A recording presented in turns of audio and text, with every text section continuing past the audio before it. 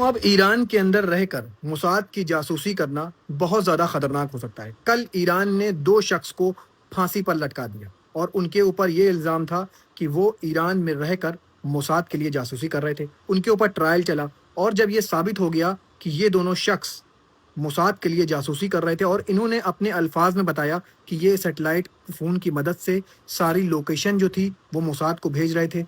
सारा डेटा जो ईरान का था वो मोसाद को भेज रहे थे। जब ये इल्ज़ाम इन पर साबित हो गया तो कल इन दोनों को फांसी की सज़ा सुना दी गई और कल इन दोनों को फांसी पर लटका दिया गया। दोस्तों, इस तरह के कितने ही जासूस अभी ईरान की जेलों में बंद हैं जो मोसाद के लिए जासूसी कर रहे थे या जिनका डायरेक्ट लिंक था मोसाद से। और जैसे ही अब उनके ऊपर इल्ज़ाम साबित हो जाता है दोस्तों, हो सकता है कि 8-10 दिन के अंदर ईरान और कई लोगों को फांसी की सज़ा सुनाएगा जासूसी करने के इल्ज़ाम में। अमेरिका और ईरान में जो वॉर हुई थी उसमें बताया ये जा रहा है कि अमेरिका के 415 जो सोल्जर्स थे वो ज़ख्मी हुए थे, जिसमें से 271 आर्मी पर्सनल थे, 63 नेवी के थे, 62 एयरफोर्स के थे और 19 जो थे वो मरीन्स थी, मतलब कि यूएस मरीन्स के थे। और दोस्तों, यूएस मरीन्स जो होते हैं वो बहुत ही इलीट ग्रुप है मिलिट्री का अमेरिका के।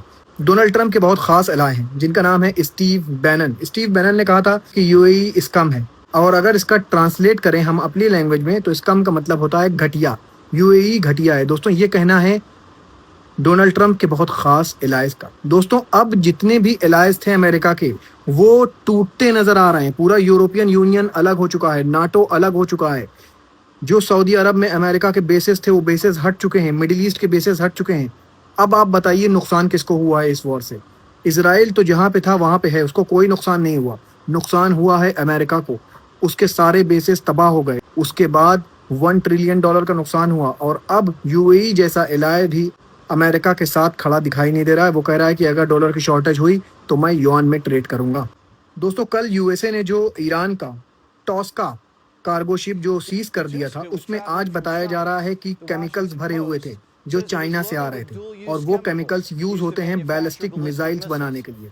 तो दोस्तों, डोनाल्ड ट्रंप ने जैसे कहा था कि चाइना ने हमसे वादा किया है कि वो हेल्प नहीं करेगा ईरान की, तो पूरी हेल्प कर रहा है चाइना ईरान की। अभी बताया जा रहा है चाइना ने एक मिसाइल भी दिया है ईरान को जो कि बड़ी से बड़ी वॉरशिप को तबाह करने की ताकत रखता है और बताया जा रहा है उसको कोई भी रडार डिटेक्ट नहीं कर सकता। ये जो मिसाइल होता है ये क्रूज मिसाइल होता है, ये पानी के ऊपर ट्रेवल करता है और ये खास जो वॉरशिप्स होती हैं उनको तबाह करने के लिए बनाया गया और बताया जा रहा है ये भी मिसाइल चाइना ने दिया है ईरान को। तो आप मेरा सब्सक्रिप्शन प्लान लेके एक बेहतरीन तरीके से हमारा सपोर्ट कर सकते हैं।